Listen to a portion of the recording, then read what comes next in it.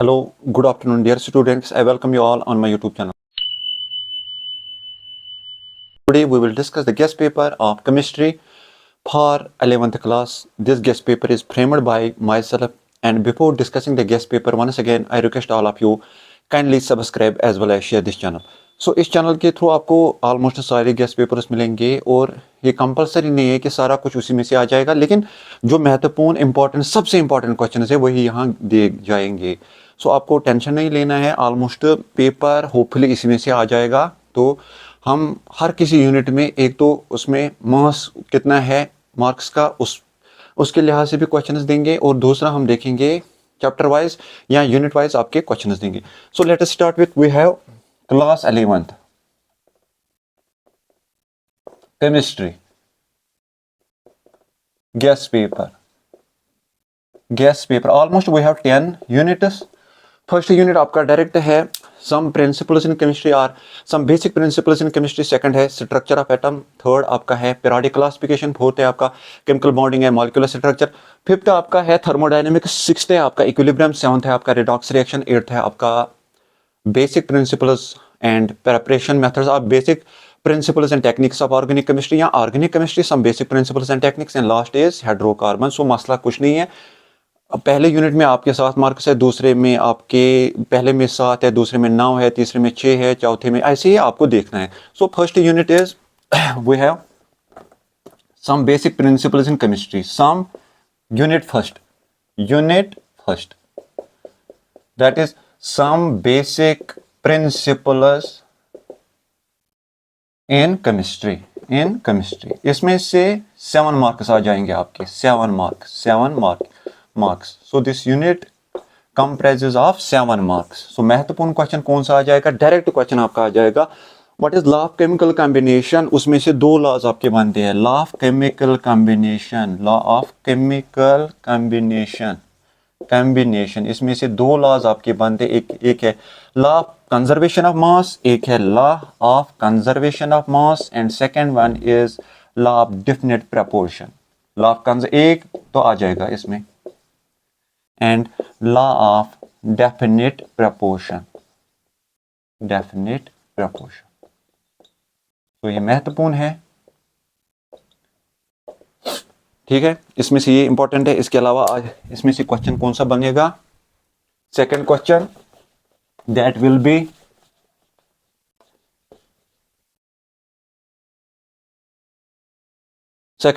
Be like this, that is Dalton's atomic theory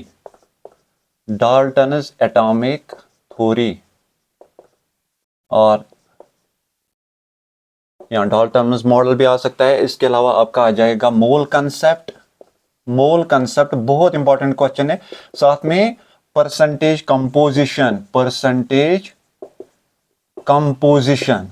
composition और last वाला question जो छोटा आ सकता है इसमें से that is what is the difference between molecule and compound. Molecule और कंपाउंड में क्या फर्क है? Molecule and compound.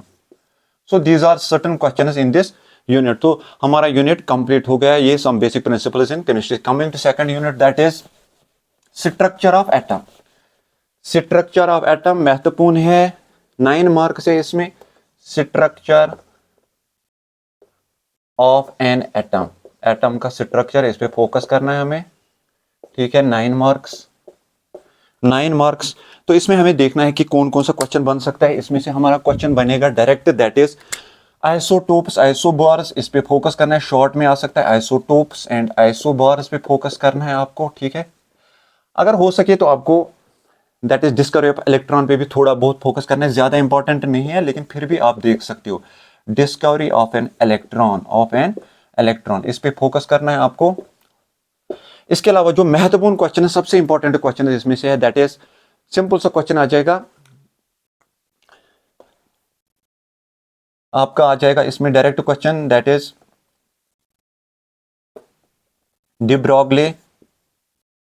de Broglie equation, uncertainty principle, Heisenberg's uncertainty principle and dual nature।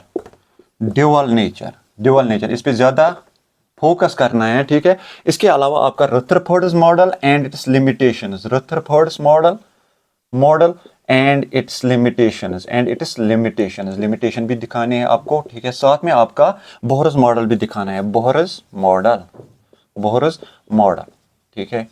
ये सारे इंपॉर्टेंट क्वेश्चन है, स्पेशली आपका de Broglie equation, uncertainty principle, dual nature बहुत इंपॉर्टेंट है, रदरफोर्ड्स मॉडल बहुत इंपॉर्टेंट है, बोहरस मॉडल इंपॉर्टेंट है, ठीक है। इन पे फोकस करना है। इसके अलावा आपको और एक इंपॉर्टेंट क्वेश्चन इसी यूनिट में से मिल सकता है, that is Hund's rule and Abbo principle. Hund's rule and Abbo principle. ठीक है, filling up of orbitals, aufbau principle. और लास्ट में ऑर्बिटल क्या होता है, ऑर्बिटल क्या होता है। कभी कभार ऐसे भी क्वेश्चन आ सकता है, what is the difference between orbit and orbital. So इस पे भी आपको देखना है, ठीक है, ऑर्बिट और ऑर्बिटल क्या होता है उस पे भी। सो सेकंड हमारा unit complete. Third unit will B that is periodic classification of element. तो ज्यादा नहीं, 6 मार्क्स है इसमें। पीरियोडिक क्लासिफिकेशन ऑफ एलिमेंट्स, ठीक है, एलिमेंट्स। तो इसमें मॉडर्न पीरियोडिक क्लासिफिकेशन पे फुल फोकस करना है आपको, या मोजलेस क्लासिफिकेशन, मॉडर्न पीरियोडिक क्लासिफिकेशन। अगर हो सके मेंडेलियन क्लासिफिकेशन पे भी थोड़ा बहुत नजर होनी चाहिए। मेंडेलियन क्लासिफिकेशन ज्यादा नहीं लेकिन होनी चाहिए मेंडेलियन क्लासिफिकेशन। साथ में आपका क्वेश्चन बन सकता है, अब शॉर्ट में यहाँ अच्छा सा क्वेश्चन बन सकता है, एटॉमिक रेडिय क्या होता है और इसके टाइप्स क्या होते हैं। एटॉमिक रेडिय क्या होते हैं, इसके टाइप्स आपको पता है, आयनिक है, वंडरवॉल्स है। Then we have covalent radii and then we have metallic radii. तो इसके टाइप्स भी आपको दिखाने हैं। साथ में आपका बन सकता है क्वेश्चन आयनाइजेशन पोटेंशियल, बहुत महत्वपूर्ण है, या आयनाइजेशन एनर्जी जिसको आप बोलते हो, आयनाइजेशन पोटेंशियल। और लास्ट में इलेक्ट्रॉन गेन एंथैल्पी, बस खत्म, इलेक्ट्रॉन गेन एंथैल्पी, ठीक है। हमारा तीसरा यूनिट भी कंप्लीट, यूनिट थर्ड, हमारा थर्ड यूनिट भी कंप्लीट। तो अब आ जाएंगे हम फोर्थ यूनिट पे, that will B chemical bonding and molecular structure. Fourth unit 4 chemical bonding and molecular structure, chemical bonding and molecular structure, chemical bonding and molecular structure. इसमें से important question क्या बन जाएगा, तो आपको इसमें आयनिक एंड कोवेलेंट बॉन्ड की डिफरेंस दिखानी है। आयनिक एंड कोवेलेंट बॉन्ड क्या होता है, इनकी डिफरेंस क्या है, बॉन्ड, ठीक है। साथ में आपका परसेंटेज आयनिक कैरेक्टर क्या होता है, एंड डायपोल मोमेंट क्या होता है इसके साथ, डायपोल मोमेंट। इसके अलावा आपको रेजोनेंस एंड हाइब्रिडाइजेशन पे फोकस करना है, रेजोनेंस एंड हाइब्रिडाइजेशन। साथ में आपका इसमें और एक इंपॉर्टेंट क्वेश्चन बन सकता है, दैट इज वेस्पेयर थ्योरी क्या होती है, VSER PR VSEPR theory, and with examples भी देने हैं इस पे, ठीक है। लास्ट में इसका क्वेश्चन और एक बनता है, दैट इज हाइड्रोजन बॉन्डिंग क्या होता है, बस खत्म, ये वाला यूनिट भी हाइड्रोजन बॉन्डिंग। इसमें भी इंपॉर्टेंट मार्क्स है 7 मार्क्स। तो सारे क्वेश्चंस इंपॉर्टेंट है और इन्हीं में से 7 मार्क्स आ जाएंगे, इन्हीं क्वेश्चंस में से 7 मार्क्स आ जाएंगे। Coming to fifth unit, that will be our thermodynamics.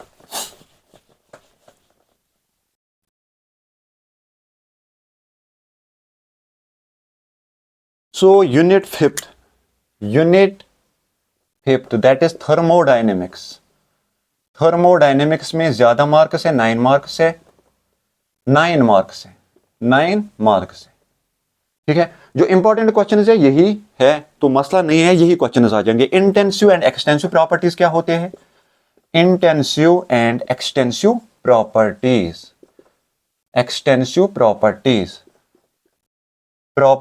State function क्या होता है, स्टेट फंक्शन क्या होता है, ठीक है, स्टेट फंक्शन क्या होता है। साथ में आपका आ जाएगा हीट कैपेसिटी, इसमें आता है molar heat capacity and specific heat capacity,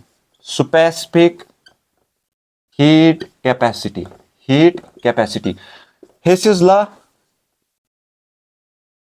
law spontaneous and non-spontaneous process, spontaneous and non-spontaneous process, entropy, and first law of thermodynamics, first law, बस खत्म। सो इसी में से आ जाएगा, इसी में से ये 9 मार्क्स आ जाएंगे। Intensive and extensive property, state function, heat capacity, molar heat capacity, specific heat capacity, Hess's law of heat, constant heat summation, spontaneity of a reaction or spontaneous and non-spontaneous process, और last में entropy, खत्म। 5th unit भी, 6th unit will be our that is equilibrium. उसमें से थोड़ा कम marks है, 6 marks है, लेकिन फिर भी इक्विलिब्रियम 6 मार्क्स भी काफी होते हैं। Equilibrium 6 marks. इसमें क्या, कौन सा क्वेश्चन आ सकता है? डायरेक्ट क्वेश्चन आ जाए, लॉ ऑफ मास एक्शन क्या होता है, लॉ ऑफ मास एक्शन, ये क्वेश्चन आ जाएगा। Factors affecting equilibrium, factors affecting equilibrium, equilibrium, ठीक है। इसके अलावा और कौन सा क्वेश्चन इसमें से बन सकता है? ली चैटलेज प्रिंसिपल, प्रिंसिपल, ठीक है। इसके अलावा आपका क्वेश्चन ऐसे आ सकता है, that is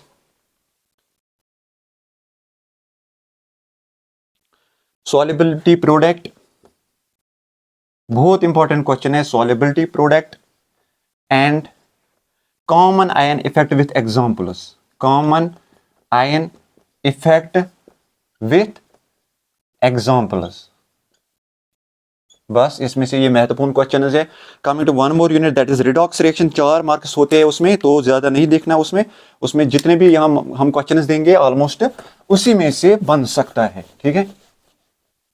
that is unit 7 और 8th unit, that is redox reaction, redox reaction. तो सिंपल सा क्वेश्चन इसमें से बन सकता है, दैट इज 4 मार्क्स। इसमें question, concept of reduction and oxidation on the basis of electron transfer और gain, concept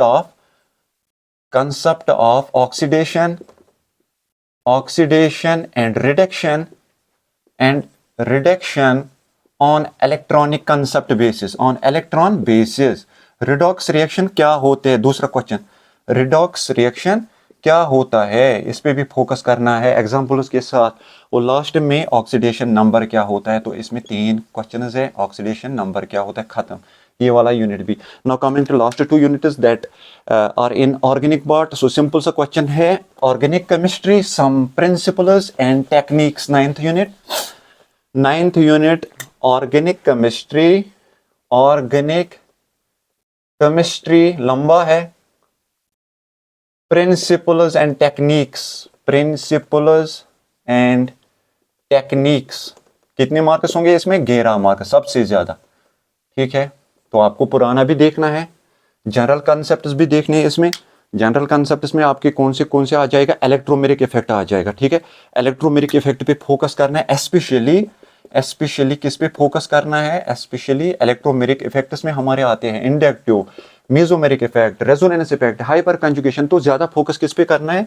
resonance and hyper conjugation पे, resonance and hyper conjugation, hyper conjugation, ठीक है, जिसको बोलते हैं नेथन ब्रेकन इफेक्ट भी, नो बॉन्ड रेजोनेंस भी बोलते हैं इसमें। साथ में आपको कार्बोकैटायन एंड कार्बोएनायन पे फोकस करना है, कार्बोकैटायन एंड कार्बोएनायन, ठीक है। होमोलिटिक एंड हेटेरोलिटिक फिशन पे भी फोकस करना है, homolytic and heterolytic fission, and homolytic and heterolytic fission, homolytic and heterolytic fission, homolytic fission and heterolytic fission पे भी फोकस आपको करना है, ठीक है। इसके अलावा इलेक्ट्रोफाइलस क्या होते हैं, न्यूक्लियोफाइलस क्या होते हैं, इलेक्ट्रोफाइलस एंड न्यूक्लियोफाइलस पे फोकस करना है, एंड न्यूक्लियोफाइलस, ठीक है। और लास्ट में कुछ टाइप्स ऑफ रिएक्शंस पे, एक पार्ट हो गया टाइप्स ऑफ रिएक्शंस, तो थोड़े बहुत देखने हैं रिएक्शन टाइप्स पे, मे भी ये भी क्वेश्चन आ सकता है।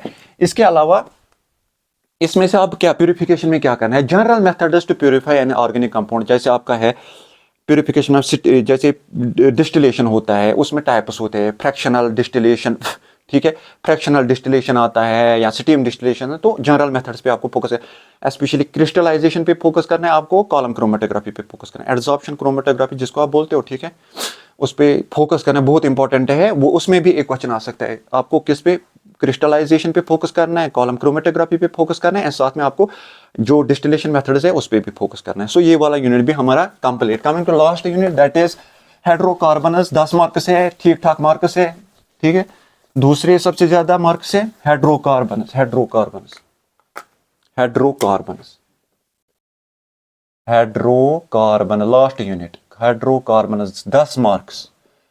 तो सिंपल सा आपको देखना है आइसोमेरिज्म क्या होता है। आइसोमेरिज्म, ठीक है, आइसोमेरिज्म कन्फॉर्मेशन ऑफ किसका, ईथेन। ईथेन का दिखाना है, कंपलसरी आ जाएगा इस बार, ठीक है। सो मुश्किल नहीं होना चाहिए, ईथेन पे फोकस करना है आपको। साथ में Markovnikov's rule of HX addition on किस पे, अल्कीन्स या अल्काइन्स पे, किसी पे भी आ सकता है, अल्कीन्स या अल्काइन्स पे। पेरोक्साइड इफेक्ट भी आ सकता है, पेरोक्साइड इफेक्ट या खराश इफेक्ट भी बोलते हैं उसको, that is anti Markovnikov's rule. So बहुत इंपॉर्टेंट है, ये क्वेश्चन कंपलसरी आ जाएगा। साथ में यहां आपका आ सकता है photochemical reaction, that is halogenation, वो भी देख लेना, ठीक है। फोटोकेमिकल रिएक्शन में सॉरी अगर बोल गया मैं, photochemical reaction that is halogenation, that is Cl2 का एडिशन आपको करना है।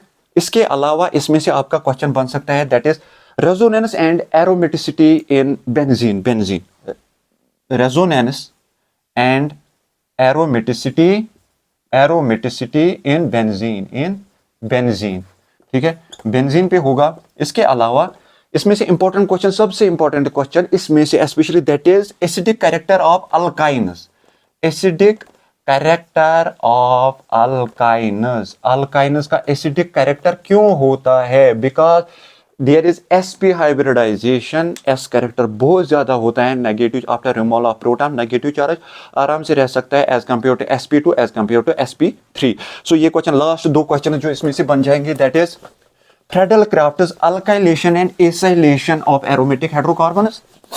Last question is Friedel-Crafts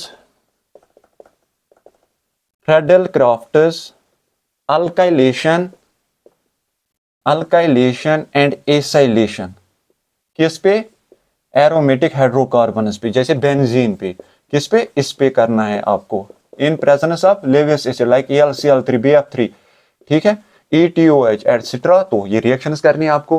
हेलोजिनेस आपको अल्काइलेशन एंड एसाइलेशन, अल्काइलेशन का मतलब होता है अल्काइल ग्रुप, एसाइलेशन का मतलब एसाइल ग्रुप, और लास्ट में effect of EDG and EVG, that is electron donating and electron withdrawing groups on monosubstituted alkene, groups on monosubstituted alkene. So this was all about the guest paper for chemistry, especially for 11th class students. Hopefully you will get enough marks from this very guest. Thank you for your cooperation.